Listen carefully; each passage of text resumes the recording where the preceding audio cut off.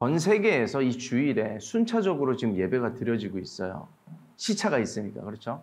한꺼번에 동시에는 아니지만 이제 주일을 맞이하면서 하나님께 수많은 예배들이 드려지고 있는데 그 순간이 이제 갑자기 그려지는 거예요. 예배를 드리면서. 그 전 세계의 예배를 받기에 합당하신 그 주인공 되신 하나님 한 분이 전 세계에만 관심이 있을 뿐만 아니라 나에게 관심이 있다는 것, 여러분들에게 관심이 있다는 것은 기적이에요. 하나님이, 그 크신 광대하신 분이 나에게 관심이 있다, 나에게 시선이 있다. 참 놀라운 기적이고 은혜이고 우리가 받은 선물입니다. 그래서 오늘 이 주일에 우리가 돌들의 입을 열어서도 나무의 입을 열어서도 찬양을 받으시는 분이 우리의 입술을 통해서 찬양을 받으셨다는 것에 우리가 좀 자부심을 가졌으면 좋겠어요. 하나님께서 영광 받으실 뿐만 아니라 나는 선택받은 하나님의 자녀구나. 이 세상을 살아가는 데 있어서 많은 것들을 하나님의 은혜로 누릴 수 있는 자녀구나라는 그 특권 의식을 우리가 다시 한번 확인할 수 있으면 좋겠습니다. 그러면서 우리 옆 사람 옆에 계신 분들 좀 축복해 주셨으면 좋겠어요. 당신은 선택받은 하나님의 자녀입니다. 우리 축복하고 가겠습니다. 당신은 선택받은 하나님의 자녀입니다. 선택받은 하나님의 자녀입니다. 학교를 다닐 때 교실마다 이제 급훈이 있죠. 교실마다 여러분들이 기억나는 급훈이 뭐가 있는지 모르겠습니다. 저는 이제 이게 선생님들이 뭐 이렇게 뭐 몇 분 더 공부하면 배우자가 바뀐다 뭐 그런 거 많이 하셨어요. 어느 이제 고등학교 3학년 교실 급훈에 그런 급훈이 이제 액자로 걸려 있다고 합니다. 엄마가 보고 있다. 무슨 느낌인지 아시겠죠? 참 힘들겠지만 엄마가 보고 있으니까 열심히 힘내서 공부하자. 그럼 좋은 결과가 있을 거다. 그런 뉘앙스입니다. 139편의 말씀을 제가 읽으면서요. 그런 느낌을 좀 받았습니다. 다윗이 1절에 그런 고백을 하더라고요. 우리 한번 같이 읽어보겠습니다. 다 같이. 여호와여 주께서 나를 감찰하시고 아셨나이다. 하나님께서 나를 보고 계신다는 이야기입니다. 나를 감찰하시나이다. 나를 다 아시고요. 교회 안에서 흔히 하는 이야기죠. 그런데 이게 다윗에게 있어서는 마냥 따뜻하게만 느껴지지는 않았던 것 같아요. 그냥 마냥 감사하게 느낄 만한 느낌이 아니었던 것 같습니다. 7절 말씀을 우리 같이 한번 더 읽어볼게요. 다 같이. 내가 주의 신을 떠나 어디로 가며 주의 앞에서 어디로 피하리까? 하나님 앞에서 당당할 수 있는 사람이 누가 있을까요? 하나님께서 나를 이렇게 낱낱이 살피시고 환히 알고 계신다는 사실이 다윗에게 있어서 사실 좀 두려운 겁니다. 제가 초등학교 한 2학년 때쯤이었던 것 같은데 뭐 정확한 나이는 잘 모르겠습니다. 그때쯤에 제가 TV를 많이 본 건지 숙제를 안 해서였는지 모르겠는데 아무튼 혼났어요. 그래서 어머니께서 이제 교회를 가셔야 돼서 집을 오래 비우셔야 했는데 이제 집에 혼자 남게 됐거든요. 근데 TV 보고 가지 마라는 명령을 이제 하고 가신 거예요. 그러고 나서 이제 집에 혼자 덩그러니 남았습니다. 그 당시에는 뭐 닌텐도가 있어요. 뭐가 있어요. 컴퓨터가 있어요. 뭐 별거 없었거든요. 놀 게 없었는데 이렇게 몰래 TV 볼 수 있잖아요. 사실 보고 안 본 척 해도 되는데 저는 왠지 그러고 싶지가 않은 거예요. 그래서 어머니가 올 때까지 TV를 안 봤습니다. 두 가지 이유가 있어요. 첫째, 엄마는 왠지 다 알 것 같아. 걸릴 것 같아요. 두 번째, 왠지 제가 좀 당당하고 싶었어요. 그래서 떳떳하게 안 봤다고 얘기를 하고 싶어서 정말 안 봤습니다. 그러고 나서 이제 저녁 늦게 어머니께서 이제 집에 돌아오셨는데 물어보셨죠. TV 봤어, 안 봤어? 안 봤다고 했습니다. 근데 저는 캐묻길 원했거든요. 좀 당당하게 안 했다고, 안 봤다고 좀 이게 강하게 어필을 하고 싶었는데 지나가시더라고요. 그게 좀 억울하게 좀 기억에 남았던 기억이 있습니다. 그러면서 좀 점점 더 이제 학년이 차고 신앙이란 것이 생겨가면서 저의 인생의 가치관에 정말 강하게 자리 잡았던 것 중에 하나가 뭐냐면 하나님이 나를 보고 계신다는 거였어요. 하나님이 나를 보고 계신다. 또 한 가지는 저의 할아버지, 할머니, 외할아버지, 외할머니가 다 일찍 소천하셨습니다. 근데 이제 예수님 믿고 소천하신 거를 알고 있기 때문에 이제 천국 가 계시잖아요. 왠지 나를 다 보고 계실 것 같은 느낌. 우리 할아버지, 할머니가. 그래서 그게 불편한 거예요. 집에 혼자 있어도 뭐를 못하겠고 길을 가다가도 이게 뭐 이렇게 걸어가다가 좀 이렇게 정말 모르게 떨어뜨린 쓰레기는 어쩔 수 없죠. 그런데 이제 내가 이렇게 뭘 부석부석 하려다가 쓰레기 좀 떨어뜨렸어요. 아, 몰라 하고 누가 죽겠지 하고 갈 수 있는데 가다가도 하나님 보고 계실 것 같아. 다 누가 보고 있을 것 같아. 그래서 돌아가서 주워서 다시 쓰레기통에 넣었던 그런 기억들. 저는 인생에 살아오면서요, 하나님께서 나를 지켜보고 계신다는 사실은 약간 좀 불편할 때가 더 많이 있었던 것도 사실입니다. 다윗은 그런 하나님으로부터 좀 도망가고 싶었던 것 같아요. 특히 죄를 저질렀을 때, 그럼 하나님 앞에서 편하겠어요.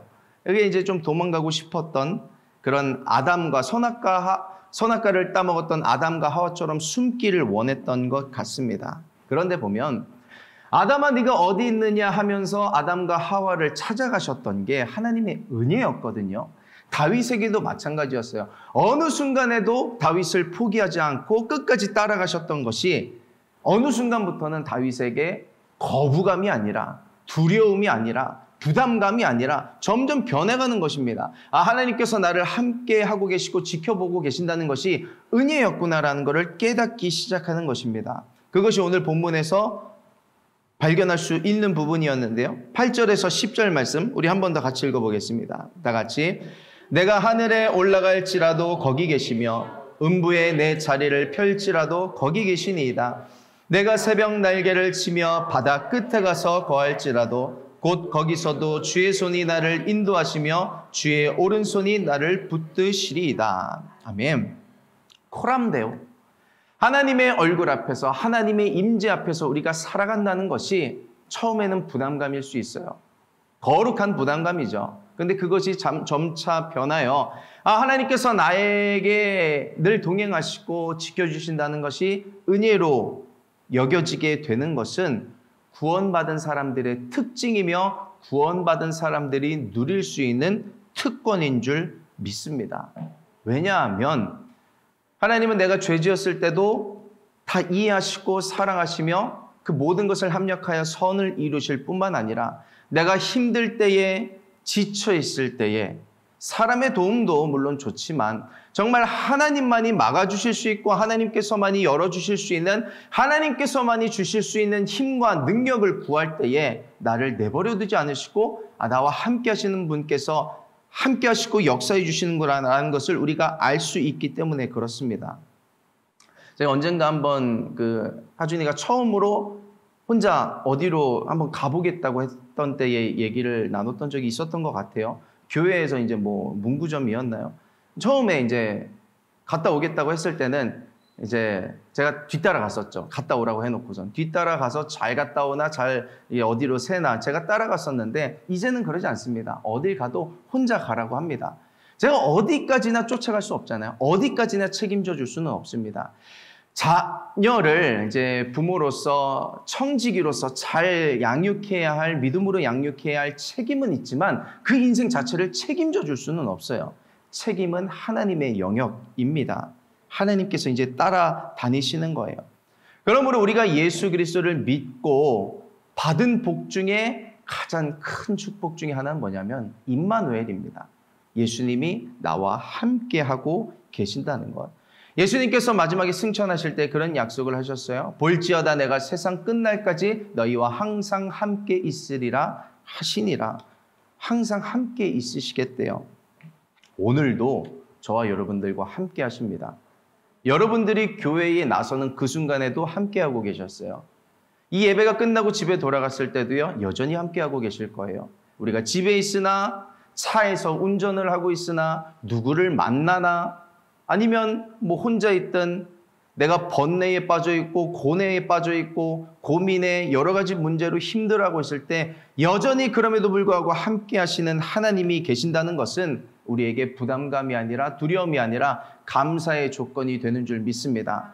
그 하나님 앞에 모든 것을 쏟아놓고 맡길 수 있는 믿음과 신뢰가 저와 여러분들에게 있게 되기를 예수님의 이름으로 축원합니다. 하나님 반드시 책임져 주실 거예요. 그 하나님의 동행하심에 대해서 다윗이 이렇게 이야기를 하죠. 8절에 내가 하늘에 올라갈지라도 거기 계시며 반대로 꼬꾸라쳐서 바닥에 음부에 거할지라도 거기 계시나이다. 그 인도하심, 주의 손이 나를 인도하시며 오른손이 나를 붙드신다는 얘기를 하고 있는데 이 비슷한 모티브를 시편 107편에서도 찾아볼 수가 있습니다. 주를 읽어오면서 굉장히 크게 개인적으로 은혜를 받았던 부분이에요. 우리 같이 한번 읽어볼 텐데, 바다에서 항해를 하던 배가 큰 풍랑을 만났다고 상상을 해보세요. 그런 상황에서 벌어지는 일입니다. 107편 24절에서 29절 말씀 우리 같이 합독하도록 하겠습니다. 다 같이. 여호와의 행사와 그 기사를 바다에서 보나니 여호와께서 명하신즉 광풍이 일어나서 바다 물결을 일으키시는도다. 저희가 하늘에 올랐다가 깊은 곳에 내리니 그 위험을 인하여 그 영혼이 녹는도다. 저희가 이리저리 구르며 취한 자같이 비틀거리니 지각이 혼돈하도다. 이에 저희가 그 근심 중에서 여호와께 부르짖음에 그 고통에서 인도하여 내시고 광풍을 평정히 하사 물결로 잔잔케 하시는도다. 아멘. 아멘. 그 배가요, 바다에서 항해를 하다가 큰 폭풍을 만났습니다. 바람이 너무 세게 불어서 파도가 너무 커지는 거예요. 그 파도를 타고 배가 하늘로 솟구쳐지기도 하고요. 그 바다 밑에까지 꼬꾸라지는 듯한 그런 느낌을 경험하게 되기도 하는 겁니다. 롤러코스터를 타는 것 같은 업앤다운이 있는 거죠. 그게 너무 그냥 위험한 정도가 아니라 멀미하는 정도가 아니라 아우 주님 내 영혼이 녹겠습니다. 그런 표현을 하고 있는 겁니다. 그런 상황인데 여기서 한 가지 드는 의문점이 있어요. 그거를 좀 해결하고 가길 원합니다. 25절에 보면 여호와께서 명하신즉 광풍이 일어나서 바다 물결을 일으키는도다. 그 바다에서 폭풍이 왜 일어났냐면 바다의 파도가 왜 일어나요? 바람 때문이고 여러 가지 자연현상이고 폭풍 때문이고 많은 자연현상을 말할 수 있는데 이 시편 저자는 그 시선을 어디로 가져가냐면 모든 원인을 일으키시는 세상의 섭리를 주관하시는 하나님께로 가져가는 거예요. 하나님께서 이 광풍을 일으키셨다. 바다 물결이 일어나게 하셨다. 우리가 인생에서 겪는 모든 고난과 아픔도 사실은 하나님 손에 달려있는 것이라고 그 시선을 향하고 지적하고 있는 것이죠. 당황스러운 지점입니다. 우리가 욥기를 읽을 때 마주하게 되는 당황스러운 게 그거잖아요. 욥이 잘 살다가 갑자기 고난을 만났어요. 해결할 수 없는, 말로 형용할 수 없는 그 큰 문제를 만났는데 그게 어디로부터 시작된 거예요? 사실은 마귀의 참소, 사실 욥이 가진 것 많고 행복하기 때문에 신앙도 좋고 믿음도 좋은 겁니다. 다 없어지면 그도 어쩔 수 없을 겁니다. 그런 마귀와의 참소, 여러 가지 법칙들, 원인이 있고 결과가 있고 인과응보를 얘기하는 것 같지만 욥기가 얘기하는 건 그게 아니에요. 욥기가 얘기하는 것은 우리는 모른다는 거예요. 우리가 이 세상에 살아가는 데 있어서 많은 원인을 찾으려고 하고 이유를 찾으려고 하지만 하나님의 크신 섭리 안에 우리는 아무것도 아니다라는 것을 알려주는 것이 욥기라는 책입니다. 우리는 그 하나님 앞에서 조금 낮아질 필요가 있어요. 겸손해질 필요가 있는 겁니다. 우리는 자꾸 원인을 찾으려고 하고 이유를 찾으려고 하고 어떤 답을 알길 원하는데 그 답을 우리가 크신 하나님 앞에 찾기 어려울 때가 참 많이 있는 겁니다. 일반 우리 대중들에게는 나니아 연대기라는 작품으로 유명한 그 C.S. 루이스라는 교수님이 있죠. 그분이 이제 옥스퍼드 대학에서 강연을 하고 이제 내려가는 길에 한 학생이 그 교수님을 찾아와서 질문을 하는 겁니다. 교수님, 하나님이 살아계시다면 인간들이 겪고 있는 이 고난에 대해서 어떻게 말할 수 있는 것입니까? 하나님이 인간을 그렇게 사랑하신다는데 어쩜 우리가 그렇게 큰 문제를 겪을 수 있는 것입니까? 라고 이제 교수에게 질문을 했는데 그 교수님의 대답이 이거였어요. 성경은 그런 것들에 대해서 굳이 설명하려고 하지 않습니다. 다만 반문을 할 뿐입니다. 그 반문이 뭡니까? 가뜩이나 가만히 냅둬도 인간은 교만한데 그런 문제까지 없으면 인간은 얼마나 하늘 높은 줄 모르고 치솟아 교만을 누리게 될 것인가요? 그런 대답을 했습니다. 약간의 도움이 필요할 것 같아요. 그 질문을 했던 사람도 사실은 고난이라는 요소가 있었기 때문에 그것 때문에 하나님을 찾게 됐던 거예요. 오늘 28절을 보세요. 저희가 그 근심 중에서 여호와께 부르짖음에 근심 있을 일이 있기 때문에 하나님을 찾게 되었던 거예요. 보세요. 사실 저도 마찬가지예요. 너무 좋고 행복하면 하나님 안 찾을 때가 더 많을걸요. 여러분은 뭐 그렇다 말다 뭐 얘기 안 할게요. 저의 경우는 아마 그럴 것 같아요. 너무 행복하기만 하면, 너무 좋은 일만 있으면 그냥 당연한 거라고 생각하고 누리고 살 때가 더 많이 있을 것 같아요. 그런데 닥쳐오는 고민들, 문제들, 퀘스천 마크들, 그것 때문에 오히려 하나님을 찾게 되는 경우가 더 많이 있는 것입니다. 우리가 2020년부터 2023년 엔데믹을 맞이하기까지 코로나라는 큰 폭풍을 맞이했습니다. 사실 그 코로나라는 폭풍 속에서 충격이 아닌 사람이 없을 거예요. 나이가 많은 분들은 나이가 많은 대로, 또 우리 젊은이들은 젊은이대로 충격이 아닌 것이 아니었어요. 전 세계가 충격을 맞이했는데 우리가 기억해야 될 건 뭐냐면 우리에게는 충격이었지 하나님께는 아무 일도 아니라는 거예요. 미국의 그 복음주의 설교를 하시는 어떤 목사님께서 그런 얘기를 하셨더라고요. 이 코로나 속에서 하나님은 수만 가지 일을 하시지만 우리는 몇 가지밖에 알지 못할 뿐이다. 그 하나님의 크심에 대해서, 전능하심에 대해서 우리는 뭐라 할 말이 없는 거예요. 그렇지만 하나님은 선하신 분이며 가장 좋은 길로, 의의 길로 우리를 인도하시는 분이라는 것을 우리가 놓치지 않을 때 그 조종대를 붙잡고 계신 하나님께서 우리를 가장 좋은 목적지로 인도하실 것이란 믿음이 우리에게 필요하다는 이야기입니다. 여러분, 우리는요 모두가 다 욥이에요. 욥과 같은 사람들이에요. 왜요? 욥은 특수한 이야기 같죠? 특수한 케이스 같죠? 근데 그렇지만은 않아요. 여러분들이 겪고 있는 문제들, 고난들, 어려움들 이유가 있나요, 사실? 어디서 이유를 찾을 수 있어요? 없어요. 찾기 어렵습니다. 욥이 당했던 이유 없는 고난이 우리도 똑같이 겪고 있는 거예요. 질병의 문제들, 뭐 나이가 많은 분들은 뭐 노화가 돼서 많이 쓰셨고 뭐 그렇게 해서 했다 쳐요. 젊은 사람들에게 참 낫기 힘든 병들, 불치병들이 찾아오는 건 어떻게 설명할 수 있겠어요? 그 모든 섭리가 주권이 다 하나님 속에 있다는 그것 말고는 설명할 길이 없는 것입니다.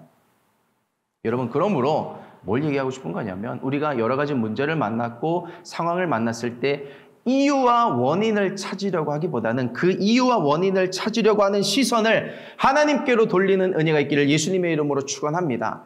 원인이 어디 있나, 세상 속에서 그 문제 속에서 도대체 뭐가 문제였나라고 찾는 것이 아니라 하나님, 이 상황 속에서 나는 무엇을 해야 합니까? 그 시선을 하나님께로 옮기기 시작할 때 그 하나님을 바라보는 시선 속에서 그냥 하나님을 만나기 시작했는데 답을 얻기 시작해 나가는 거예요. 그냥 한 가지 두 가지가 풀어지기 시작하는 것입니다. 그 하나님, 원인을 발견하기보단 그 모든 상황 속에서 하나님을 발견하는 은혜가 있기를 예수님의 이름으로 축원합니다. 그 지난주에 얘기했지, 지난주에 아니라 지난주에 그 보화 속에서, 그 땅 속에서 감추어진 보화를 발견한다면 그것보다 큰 축복이 없는 거예요. 그 문제 속에서, 그 상황 속에서 다른 원인과 결과 찾을 수 없어도 하나님을 발견할 수 있다면 우리는 가장 큰 보화를 얻은 줄 믿습니다. 하나님을 찾는 자들은 이 시편 속에서 얻을 수 있는 두 가지 약속이 있어요. 그것이 이제 28절에 있었습니다. 첫 번째는 이거예요. 저희가 그 근심 중에서 여호와께 부르짖매 그 고통에서 인도하여 내시고, 29절입니다. 다 같이 광풍을 평정히 하사 물결로 잔잔케 하시는도다. 아멘. 하나님을 찾는 자들에게 오늘 성경이 하나님께서 약속하시는 첫 번째, 광풍이 잔잔해질 것이다. 풍랑이 잔잔케 될 것이다. 영원한 문제는 없어요. 마귀가 속이는 것은 이 문제는 너무 커. 오래될 거야, 지속될 거야, 계속해서 반복될 거야, 속이죠. 그런데 하나님은 알파고 오메가시거든요. 처음과 끝, 시작과 나중이시거든요. 모든 것이 하나님의 손에 걸리면 끝나게 돼 있어요. 어떤 긴 터널도 하나님께서 그냥 뚝 자르시면 터널도 끝나는 거예요. 모든 영원한 문제는 없습니다. 그 하나님께 모든 것을 맡길 때 어떤 문제든 하나님이 반드시 끝을 맺으실 거예요. 여러분들의 문제가, 저와 여러분들의 문제가 곧 잔잔해질 것입니다. 그 하나님의 일하심을 목도하게 되기를, 그 기이한 하나님의 도우심을 경험하고 하나님께 큰 영광 올려드리게 되기를 예수님의 이름으로 축원합니다. 두 번째, 하나님을 찾으려고 하는 자들에게 나타나는 두 번째 하나님의 약속, 이게 오늘의 펀치라인이 될 거예요. 제가 하나님께 개인적으로 큰 은혜를 받았던 부분입니다. 107편 30절 말씀인데요. 우리 한번 같이 읽어보시겠습니다. 다 같이. 평안함을 인하여 기뻐하는 중에 여호와께서 저희를 소원의 항구로 인도하시는도다. 아멘. 폭풍이, 큰 폭풍이 일었어요. 그런데 그 와중에 하나님을 바랬더니 바람이 잔잔해지고 동이 터오르기 시작하는 겁니다. 그러고 나서 정신을 차려봤는데 내가 가려고 했던 소원의 항구에 나도 모르게 도착해 있는 거예요.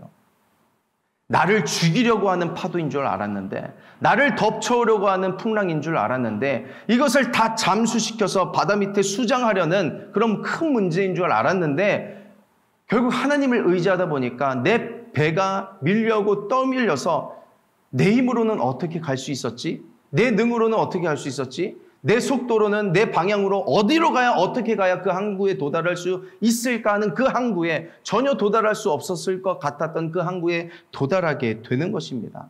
소원의 항구로 인도하시는도다. 제가 이 말씀을 보면서 요셉이 떠올랐어요. 요셉이 큰 파도를 몇 번을 맞았거든요. 요셉에게는 꿈이 있었어요.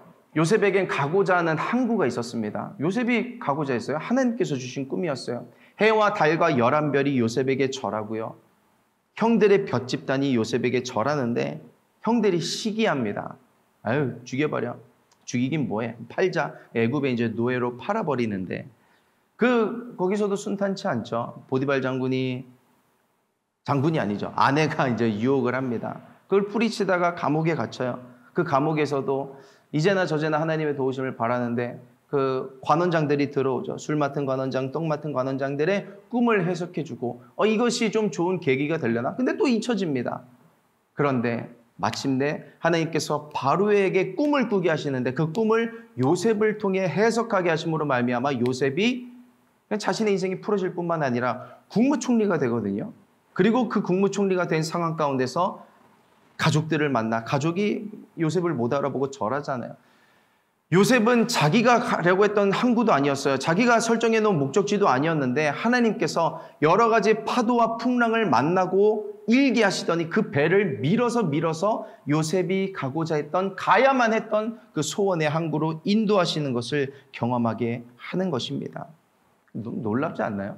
형들의 방해가, 그 파도가 여러 가지 보디발 장군의 아내 여러 가지 역경과 고난의 그런 풍랑들이 요셉을 밀어서 오히려 도와주게 되었던 거예요. 여러분들이 제가 겪고 있는 여러 가지 문제로 말미암아 우리는 지금 바다에서 표류하는 것 같아도요? 아니요, 그렇지 않을걸요? 이 모든 것이 끝나고 나면 하나님의 내가 눈을 딱 떠봤는데 내가 가고자 했던 소원의 항구에 도달해 있을 거예요. 그거를 기이한 도우심이라고 설명하지 않고서는 설명할 길이 없는 거예요. 저와 여러분들에게 그러한 기이한 도우심이 일어나게 되기를 예수님의 이름으로 축원합니다. 듣기 좋으라고 하는 이야기가 아니에요. 영적인 실제입니다. 하나님의 손에 붙들림 바 되어서 하나님께서 지키시고 인도하시는 인생은 그렇게 되는 것입니다.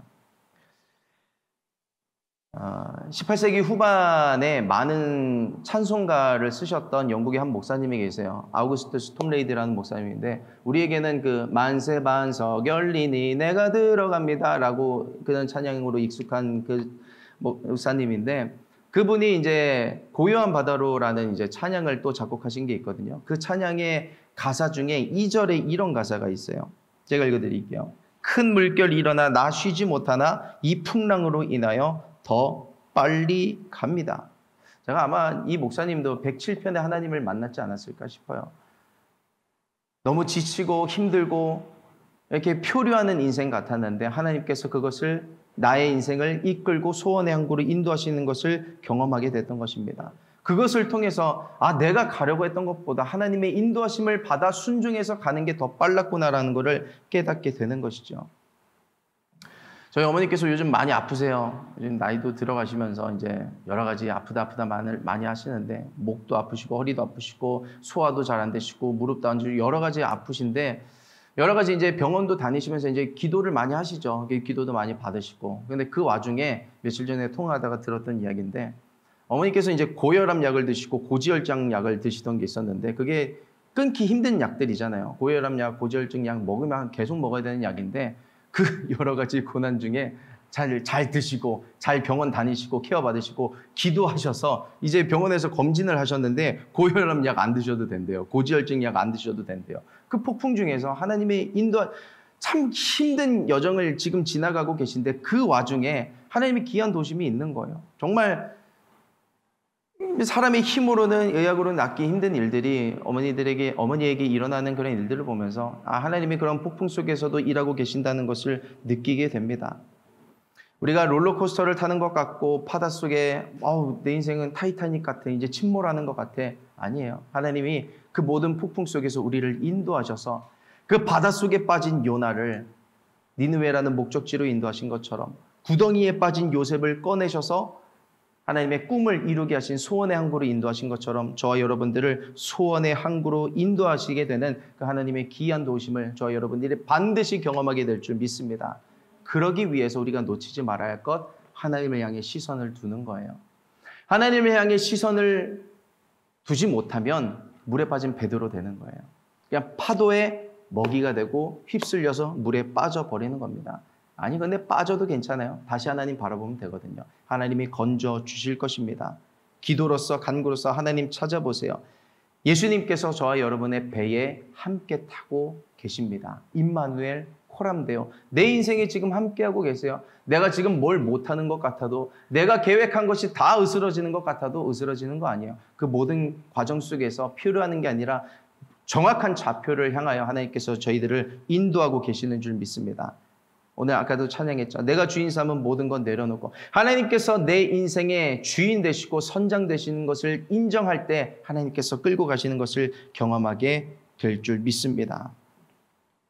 말 그대로 그 기이한 도우심, 그 하나님의 기이한 도우심, 소원의 항구로, 폭풍 중에도 소원의 항구로 인도하시는 기이한 도우심의 또 다른 이름을 오늘 소개하고자 합니다. 그 기이한 도우심의 또 다른 이름이 뭐냐면 은혜예요. 은혜. 하나님의 은혜. 값없이 주어진 은혜. 나는 돈 내고 출발한 것도 아니었는데 하나님께서 그냥 값없이 이끌어 주신 은혜. 그래서 오늘 저와 여러분들에게 그 10년 가운데 강청하고 싶은 게 있습니다. 그게 뭐냐면 Ever, never forget His grace. 어느 순간에도 절대로 하나님의 은혜를 잊어버리지 마시길 바랍니다. 제가 며칠 전에 읽었던 한 목사님의 글 중에 공감하면서도 그렇지 않은 부분이 있었거든요. 그게 뭐냐면 그 목사님께서 이제 어렸을 때 참 개구쟁이셨던 것 같아요. 그리고 교회 다니는 이제 7명의 친구들이 있었는데 모두가 다 개구쟁이 어렸을 때. 그래서 이제 교회 지하 기도실에 이제 난로가 있는데 석유 난로 말고 이제 나무감 같은 거 이제 톱밥 같은 걸로 떼는 난로였나 봐요. 근데 이제 친구들이랑 장난한다 치고 이제 불장난을 하다가 난로가 확 타버리고 그 톱밥에까지 이제 불이 옮겨 붙은 겁니다. 지하라서 어디에서 물을 끌어올 데가 없는 거예요. 그래서 그 남자 7명이 결정한 게 쉬를 싸자. 그래서 불을 꺼버리자. 그래서 이제 그렇게 해서 급한 불을 이제 껐다고 합니다. 다행히 불은 꺼졌는데 그 연기를 타고 온 교회에 이제 그 찌린내가 진동을 하는 거예요. 그래서 이제 사찰 집사님한테 걸렸습니다. 저 어렸을 때 다녔던 교회 사찰 집사님도 무서우셨거든요. 우리 사찰 집사님들은 왜 이렇게 다 무서우신지 모르겠어요. 이제 잡혀서 이제 담임 목사님에게 끌려가는 겁니다. 쭈르르 이제 일자로 쓰는 거예요. 이제 혼날 줄 알았죠. 너희들이 그 놈들이냐 하면서 혼날 줄 알았는데 그 담임 목사님이 나오셔서 하시는 말씀이 너희들이 교회에 불을 지른 아이들이구나. 앞으로 한국교회에 불을 지르는 사람이 되거라. 부흥의 불길을 가져오는 사람이 되거라 하면서 한 명 한 명 머리를 쓰다듬어 주셨는데 그 7명 중에 6명이 목사님 되셨대요. 그 뭐예요? 은혜 받은 사람은 아는 거예요. 사랑받은 사람은 내가 혼나야 되는데 벌 받아야 되는데 사랑받고 값없이 주어진 은혜, 선물이라는 것을 아는 거예요. 그래서 그 인생을 하나님께 드릴 수밖에 공짜로 받았는데 그렇게 드리는 겁니다. 저는 그 선물을 받았거든요. 은혜. 값없이 주어진 선물. 그 은혜를 받은 것입니다. 그 선물을 받으면요. 인생이 바뀝니다. 요나가 그 선물을 받았죠. 그래서 거기서 죽었어야 됐어요. 물에 빠져서 죽었어야 됐어요. 근데 큰 물고기로 잡아서 사명을 감당하는 사람 되게 하셨죠. 요셉이 그냥 거기서 그냥 노예로 끝나는 게 맞아요. 일반적인 스토리로는. 근데 거기서 반전을 주시잖아요. 다윗도 바울도 그 죄인 중에 괴수라고 하는 수많은 사람들을, 예수 믿는 사람들을 잡아들이고 심지어 죽이기까지 했던 바울, 지옥 가야 되는 거 아니에요? 근데 그 사람을 선택하셔서 내가 너를 사용하겠다, 기회를 주시고 다시 한번 용서와 사랑을 주신 그 기이한 도우심의 또 다른 은혜, 이름 은혜입니다. 그들만 받았나요? 저만 받았나요? 아니요, 똑같이 받았습니다. 저와 여러분들이 그 은혜를 받은 사람들이에요. 그래서 그 받은 은혜에 합당한 삶을 살게 되기를 예수님의 이름으로 축복합니다. 예수님은 저희들에게 기회를 주시기 위해서 십자가에 달리신 거예요. 또 한 번 찬스를 주시기 위해서. 주저앉아 있는 자에게 학업과 공부, 물질과 질병, 관계의 문제, 여러 가지 세상의 번뇌, 고뇌 속에서, 그 질고 속에서 일으켜 세워주시기 위해서 십자가를 지신 그것이 은혜예요. 그것이 사랑이고. 그런 말이 있습니다. 어른들이 많이 하시는 말씀이었던 것 같아요. 원수는 돌에 새기고 은혜는 물에 새긴다. 반대로 돼야 되는 거 아니에요? 원수는 돌에 새겨서 까먹지도 않는 거예요. 근데 은혜는 물에 새겨서 어디 갔지? 내가 여러 가지 분노들, 그거는 너무 잘 새겨져서 까먹지도 않아. 그거를 다 해결을 해야 돼. 어떻게든 이게 찍찍 그어서로 다 없어져야 돼. 제가 참 세상이 그렇더라는 거를 요즘 참 많이 경험을 하는데 우리 예수 믿는 사람들은 반대가 되어질 줄 믿습니다. 은혜는 신비에 새기고 여러 가지 아쉬움들은 물에다 새겨서 다 흐트러 버리는 거예요. 하나님께서, 예수님께서, 성령님께서 저와 여러분들을 다 아십니다. 사랑하시고 힘주시고 다시 한번 일으켜 세워주시고 소원의 항구로 이끌어 가실 것입니다. 우리 그 나를 살리기 위해서, 기회를 주시기 위해서 십자가에 달려 죽으시고 부활하신 그 예수 그리스도의 손 붙잡고 그 은혜에 합당한 삶을 살아가게 될 때 하나님께서 저와 여러분들을 소원의 항구로 이끌어 가실 줄 믿습니다. 그 기이한 도우심을 받아 살아가는 우리 모든 MIG 되기를 예수 그리스도의 이름으로 축원합니다. 우리 같이 기도하겠습니다.